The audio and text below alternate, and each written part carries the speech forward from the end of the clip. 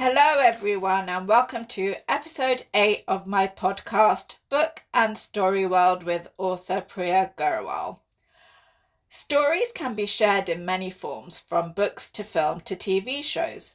So for today's episode, I thought I would take a look back at my favourite TV shows from around 19 years old onwards, when I discovered streaming TV shows online.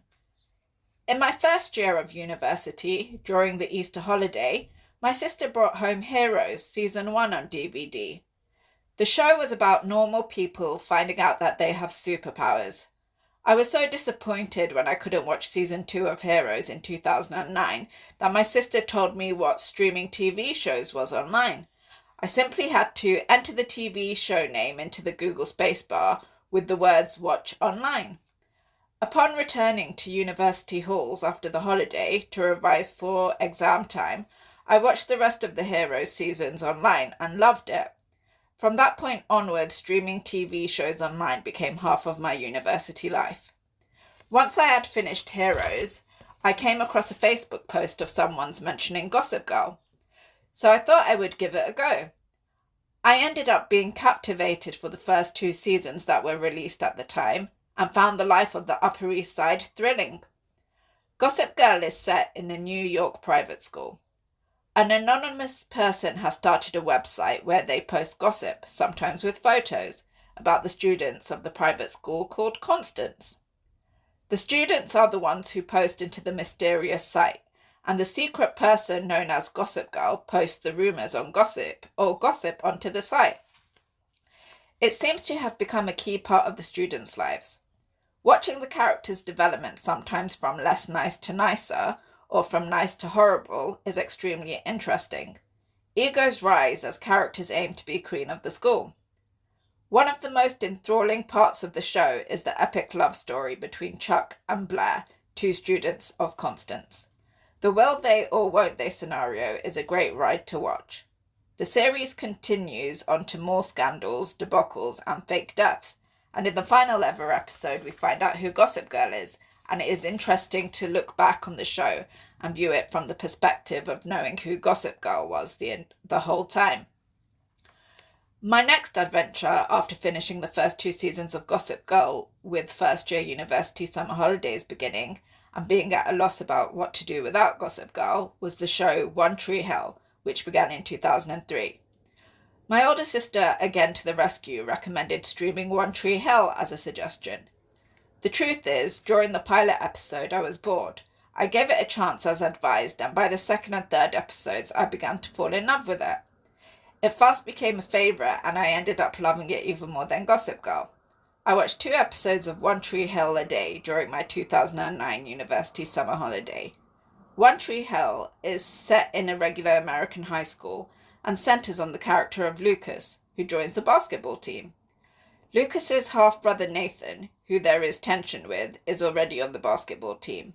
The story then centres on Lucas's experience now being a jock and centres on him now being a high school basketball player, and his experiences along with his world changing to focus on the high school world of cheerleaders, some of whom are now chasing him. The appeal of the show is it being about regular people and families and the experience of the children in high school. I have now watched One Tree Hill seasons 1 to 6 several times along with my sisters. I abandoned the show once the character of Lucas, played by Chad Michael Murray, left, along with the character of Peyton, played by Hilary Burton, who left too. I tried to watch season 7, episode 1, but it failed to engage me. However, seasons 1 to 6 end up being a lifetime favourite that you can watch again and again. The beginning of my second year at university, now living in a flat apartment, came with the discovery of a new version of 90210. I was a very young child when the original Beverly Hills 90210 was on TV in the 90s to remember it clearly. I thoroughly enjoyed the first few seasons of 90210 set in an American high school and the drama that follows a group of teenagers. The main characters are called Naomi, Ethan for 1 season, Annie, Dixon, Naveed, Silva, and later Liam and Ivy. The storylines cover drug addiction, teen pregnancy, bullying issues, treacherous siblings, con artists, and of course parties and school dances. The show is definitely riveting and fun to watch. Later in the term, I came across the Vampire Diaries. Around the ages 10 to 12 years old, I had read 2 or 3 of the Vampire Diaries books by L.J. Smith as I borrowed them from the town library. I was surprised when discovering it had been turned into a TV show. The story focuses on a teenage girl called Elena, whose parents have died recently in a car crash. She catches the attention of a vampire called Stefan Salvatore, who enrolls in Elena's school and poses as a high school student. The two begin a romantic relationship, and Elena soon discovers that Stefan is a vampire. Stefan's murderous brother Damon Salvatore also arrives in town and also takes a shine to Elena. The rest of the TV show also focuses on Elena's best friend Bonnie, who is a witch, and Caroline, who becomes a vampire. The show also focuses on a character called Tyler, who becomes a werewolf. The villain I remember from the books called Klaus also arrives to turn Elena's world on its head. The town where all these mystical species turn up in is called Mystic Falls. The show includes nail-biting, shocking episodes featuring Klaus and is an entertaining watch of different mystical storylines about magical objects, doppelgangers, vampires, werewolves, witches, hybrids, compasses, and many more magical problems. Definitely a very entertaining show. In my second year Easter holiday back at home and in between revising for exams and essay writing, my older sister came to me again with an excellent recommendation of the 90s show Sex and the City. The episodes are 20 minutes long and I ended up adoring the show.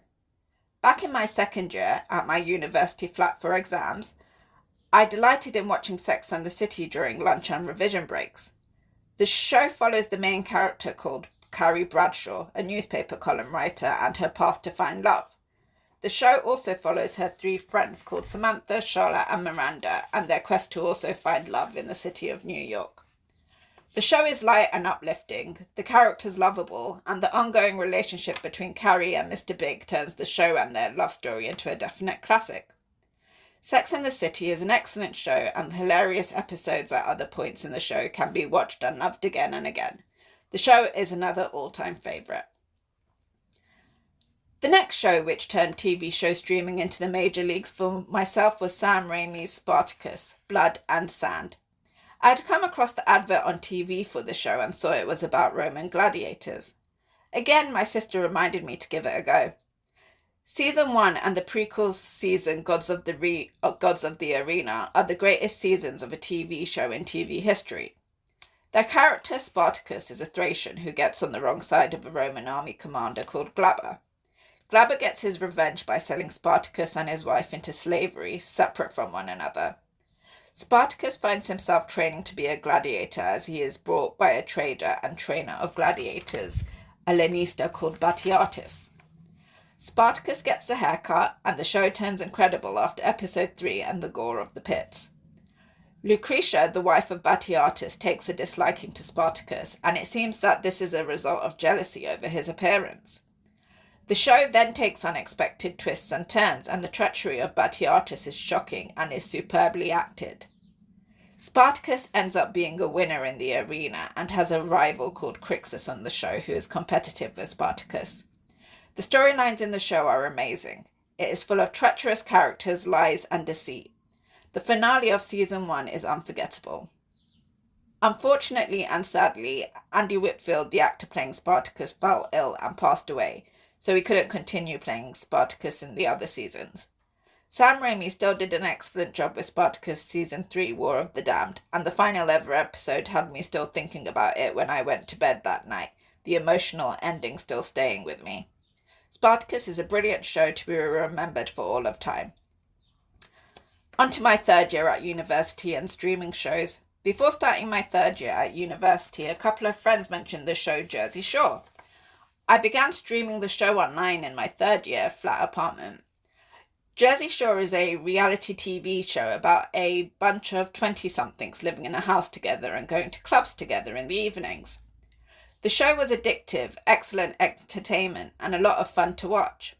The characters in this show have explosive fights, fun, and drama together. Watching the ups and downs of the couple Sammy and Ronnie in the show is also captivating viewing. The rest of the characters, Vinny, Paulie D, Mike Situation, Snooki, Jaywell, Angelina and Dina also became legendary characters along with Sammy and Ronnie. The show is complete with slogans, pranks, and going on dates along with working in a clothing store in the daylight hours. Jersey Shore is definitely an unforgettable fun watch with unforgettable characters.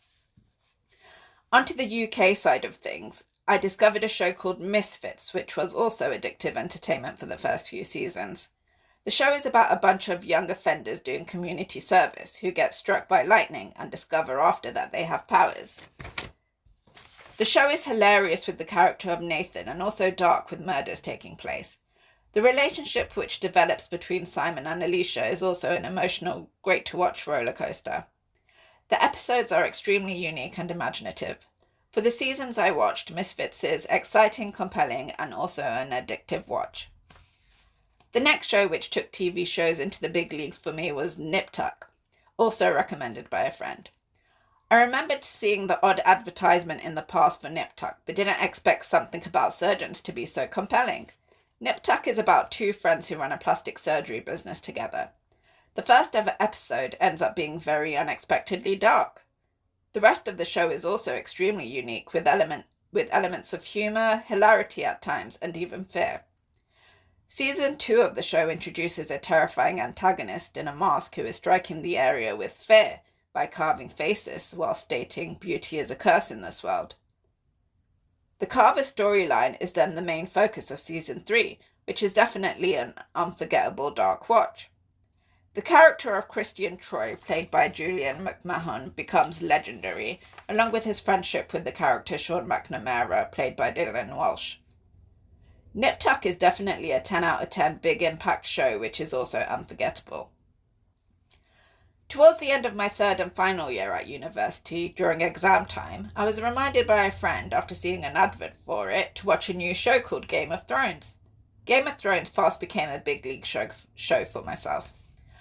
I loved the setup of the world with characters fighting for the Iron Throne, and loved watching the politics of the humans, whilst the threat of the supernatural White Walkers destroying the world of humans is also a threat arising. Next, the character of Khaleesi, a contender for the Iron Throne, enters with her dragons, and the rest of the show is about who will win the throne, the human contenders, the supernatural White Walkers, or will Khaleesi fly in with her dragons and defeat all contenders, human or supernatural? The show is based on the book series A Song of Ice and Fire by George R. Martin, the first book being called A Game of Thrones. The book series is an enriching, excellent read. I've yet to finish the book series, but the TV show finale was gobsmacking, shocking, and left me speechless. Game of Thrones, another all-time great. That concludes my time at university and the shows which became about half of my university life. Other shows I enjoyed during university were Flash Forward, which definitely should not have been cancelled, V, a great show about aliens, and the light-hearted 20-minute animated show The Cleveland Show, and the light-hearted 20-minute show Cougar Town featuring Courtney Cox. Post-university, I received seasons 1 and 2 of True Blood for Christmas. I had seen a bit of the first episode ever in 2009, but had forgotten about the show. Unbelievably, the show became a definite major league show, perhaps even the best ever after watching season 1 and 2. The show is about an America which lives side by side with vampires in the open. The central character is called Sookie Stackhouse, and she begins a romantic relationship with the vampire Bill Compton. A host of magical specimens enter the show, from shapeshifters, a god, a Maynard, and even fairies. The show is a Certificate 18 show filled with magic and mystical specimens. Each season is unique, with a new species to focus on and with new villains. Other memorable characters in the show are Tara, Jason Stackhouse, Eric Northman, Pamela, Lafayette, Sam Merlot, and the villain Russell Edgington. True Blood is an all-time great which can also be watched again and again. Another great UK show post-university was Utopia on Channel 4. The show was controversial and gripping, centering around a graphic novel containing prophecies about future events. A group of young adults obtain the manuscript of the graphic novel and are then pursued by an organisation called the Network. Utopia is an excellent mind-expanding show. Two other shows I enjoyed streaming post-university in 2013 was Teen Wolf and the first couple of seasons of Arrow. Teen Wolf is about a teenage boy who gets bitten by a werewolf and goes to high school. The show focuses on the main character Scott's struggle with becoming a werewolf and his high school ambitions of becoming a school team lacrosse player. Again, a host of magical creatures arrive in town, and season 2 of the show featuring the creature the Kanema is mind-blowingly excellent. Teen Wolf is an impeccable show, which at times was even scary. Arrow is about a vigilante hero who takes the law into his own hands with the slogan, "You have failed this city." The seasons I watched were addictive and very entertaining. A strange show I also watched was called Hemlock Grove in 2013. That concludes my memories of streaming great TV shows with great storylines online. In my more recent years, up to 35 years of age, I have enjoyed watching a variety of TV shows on Netflix and Amazon Prime. One show I've enjoyed is Wheel of Time on Amazon Prime. The show is full of magic and magic wielders, and is an enthralling, entertaining watch centering on the character of the Dragon Reborn, who can save the world from the one known as the Dark One or destroy it. Another excellent Amazon Prime show is Rings of Power, set before The Hobbit and Lord of the Rings. Watching the character of Sauron is gripping and enthralling. The most recent season, season 2, was incredible.